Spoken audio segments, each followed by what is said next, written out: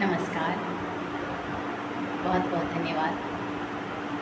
कैसे हैं आप लोग? हम उम्मीद करते हैं कि आप लोग अच्छे होंगे।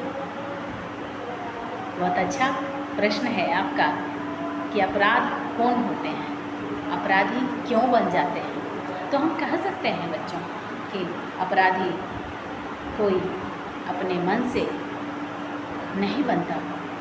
अपराध की प्रवृत्ति जो है वह कभी कभी परिवार के वजह से भी आपराधिक प्रवृत्ति अपने अंदर घर कर लेती है, घर बना लेती है और बच्चों को या बुजुर्गों को या फिर किन्हीं को भी आपराधिक प्रवृत्ति से वह अपने आप को बचा नहीं पाते हैं। परिवार की स्थिति से, परिवार के लोगों के द्वारा रहन सहन से, लोगों की संगति से भी आपराधिक प्रवृत्ति का बढ़ावा होता है, अपराध कर बैठते हैं। अक्सर हम ये भी कह सकते हैं कि मानसिक संतुलन बिगड़ने के कारण भी आपराधिक प्रवृत्ति बढ़ती है, जो जन्मजात भी होती है। और जन्मजात नहीं भी कह सकते हैं, जन्म से कोई अपराधी नहीं होता, वह आगे चलकर समाज में रहकर और आपराधिक प्रवृत्ति को अपनाता है। हम कह सकते हैं कि कुछ कारणों से कुछ लोगों में आपराधिक प्रवृत्ति जो पनपती है वह मानसिक दोषों तथा रोगों को अपराध का प्रमुख कारण माना जाता है। मानसिक दोष भी होता है और रोग भी होता है। आपके विचार में मानसिक दुर्बलता या मंदबुद्धि अपराध और बाल अपराध का सर्वप्रमुख एकमात्र कारण है। गोडार्ड के अनुसार भी मस्तिष्क में दुर्बल या मंदबुद्धि वाले व्यक्ति कार्यों के दुष्परिणाम और कानून के अर्थ को समझने में क्षमता नहीं रखते समझने की, इसके कारण भी अपराध कर बैठते हैं। और अब यह दृढ़ विश्वास है, हम कह सकते हैं कि प्रायः सभी अपराधी मंदबुद्धि वाले व्यक्ति होते हैं, ऐसा नहीं है। तीव्र बुद्धि वाले व्यक्ति भी अपराधी बन सकते हैं, हो जाते हैं। सो कह सकते हैं कि सभी मंदबुद्धि वाले व्यक्ति अपराधी होते हैं, ऐसा नहीं है। आयु का महत्वपूर्ण प्रभाव अपराधियों के प्रकार और संख्या पर भी पड़ता है। सामान्य रूप से यह कहा जा सकता है कि 20 से 24 वर्ष की आयु के लोग सबसे अधिक अपराध करते हैं। यद्यपि वृद्धावस्था में भी युवा अवस्था की अपेक्षा कम अपराध होते हैं, फिर भी वृद्धावस्था के अपराध की एक प्रमुख विशेषता यह है कि वह यौन अपराध से भी अपराधी कहला सकते हैं। इस आयु में अधिक होते हैं। डकैती, गबन, जालसाजी, आवारागर्दी आदि अपराध 20 से 24 वर्ष की आयु में लोग अधिक करते हैं। हत्या तथा और भी अपराध जो है 20 से 29 वर्ष की आयु में यह करते हैं। हम कह सकते हैं कि नशा करने वाले लोग, जुआ खेलने वाले, ये 35 से 39 वर्ष तक लोगों के द्वारा किया जाता है और यह भी एक अपराध को जन्म देता है।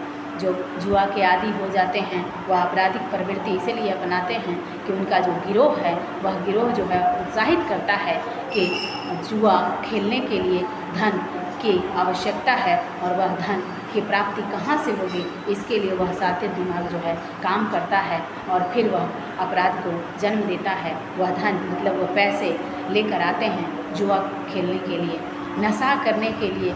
नशा के आदी लोग जो हैं वह अपराध करते हैं क्योंकि उन्हें अधिक से अधिक पैसे की ज़रूरत होती है नशा करने के लिए। वो अपने घर वालों के साथ मारपीट करते हैं, घर वालों से चोरी करते हैं, खून खराबा तक उतर आते हैं नशा को पाने के लिए। सो हम कह सकते हैं कि व्यक्तिगत कारक भी होता है अपराध को बढ़ावा देने में। नशा या मद्यपान अपराध का एक अत्यधिक प्रभावशाली कारण माना जाता है। नशे की हालत में की गई गिरफ्तारियां वास्तव में उद्दंड व्यवहार के लिए ही की जाती हैं। सो हम कह सकते हैं कि मद्यपान करने वालों की संख्या अत्यधिक है। जो भी शराब पीने का आदी होगा वह अपराधी होगा, ऐसा भी नहीं कह सकते हैं क्योंकि सब वैसा नहीं करते। कुछ लोग पीकर भी सो जाते हैं, कुछ लोग पीकर ही अपराध को जन्म देते हैं। सो ऐसा कोई बात नहीं है, परंतु जब सीमा से अधिक मद्यपान किया जाता है, जब बेकाबू नशा से बेकाबू होते हैं तो मानसिक संतुलन बिगड़ने के कारण भी अपराध होता है। इसके अतिरिक्त हम कह सकते हैं कि अत्यधिक शराब पीने वालों की आर्थिक दशा भी दिन प्रतिदिन खराब होती जाती है, क्योंकि कमाने का, आमदनी का कोई साधन नहीं होता, लेकिन नशा करना रुकता नहीं है। उसके लिए आर्थिक तंगी से जूझते हुए व्यक्ति और भी नशा करता है और दिन ब दिन उसकी आर्थिक स्थिति जो है वह खराब होती जाती है। वह अपनों को पहचानना भूल जाता है, क्योंकि शराब जो है नशा करने वालों के मानसिक संतुलन को बिगाड़ देता है। वह अपने काबू में नहीं रहते, अपनों की पहचान को भुला देता है। सो दिन प्रतिदिन उनकी आर्थिक स्थिति जो है वह बिगड़ती जाती है। आर्थिक लाचारियों में पड़कर भी उसका नैतिक पतन संभव हो जाता है, परिवार नष्ट हो जाता है, बच्चे भूखे मरते हैं, परिवार के लोग छिन्न भिन्न हो जाते हैं, लोग नफरत करते हैं और वह आपराधिक प्रवृत्ति को जन्म देता है। व्यक्ति धन के संबंधित अपराध भी करता है, तो हम कह सकते हैं कि कैदी जो भी होता है शिक्षित भी होता है और अशिक्षित भी हो सकते हैं।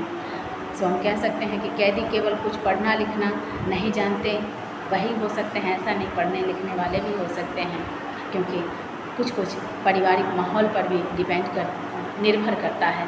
हम कह सकते हैं कि वास्तव में जालसाजी आदि 2-4 प्रकार के अपराधियों को छोड़कर ऐसा कोई अपराध नहीं होता जिसके लिए कॉलेज की शिक्षा आवश्यक है।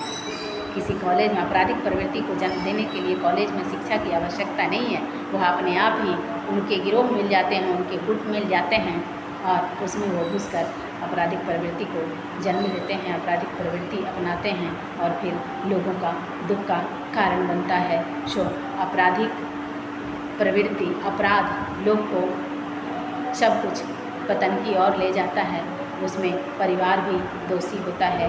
कभी कभी उनकी इच्छाओं को पूर्ति न पड़ना भी आपराधिक प्रवृत्ति को जन्म देता है और कभी कभी आवश्यकता से अधिक इच्छा को पाल लेना भी आपराधिक प्रवृत्ति को जन्म देता है। कभी कभी परिवार की हद तक मांगे भी आपराधिक प्रवृत्ति को जन्म देता है। और कह नहीं सकते, थोड़े शब्दों में कहना उचित नहीं होगा, आपराधिक प्रवृत्ति को जन्म देने के लिए हम भी गुनाहगार होते हैं। सो हमारे बच्चे, हमारे घर में लोग ऐसे आपराधिक प्रवृत्ति के नहीं हो सकते। ज़्यादा से ज़्यादा छूट देने पर भी अपराध की प्रवृत्ति उनमें घर कर जाती है।